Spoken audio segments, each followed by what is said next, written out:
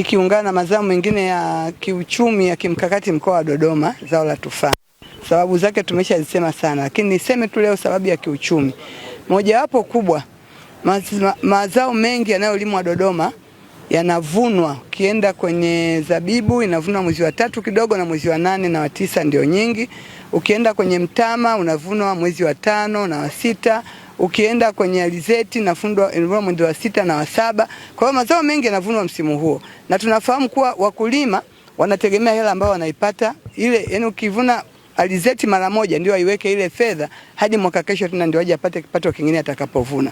Lakini zao hili litaongeza tija kwenye uchumi, kwa sababu linavunwa msimu ambao mkulima hana chanzo kingine cha kipato kinachotokana na kilimo zaidi ya zao hili.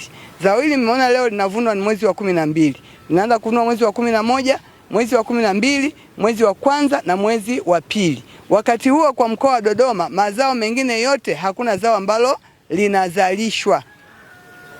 Kwa hiyo litakuwa linasaidia mkulima wakati huu, mazao mengine yote hayatoi matunda yake. Wakati huo zao la tufaa litamsaidia kwenye shughuli za kawaida za kiuchumi, na tunajua mwezi huu wa 12 na mwezi wa kwanza kuna matukio makubwa ambayo wananchi wa kawaida wamekuwa wakihitaji sana kuwa na kipato kwa ajili ya kilimo cha mazao mengine, lakini pia kwa ajili ya shule, ada na vitu vingine. Kwa hiyo tunaona kama zao hili litaleta mapinduzi makubwa kwenye uchumi, na hasa muda wake wa mavuno.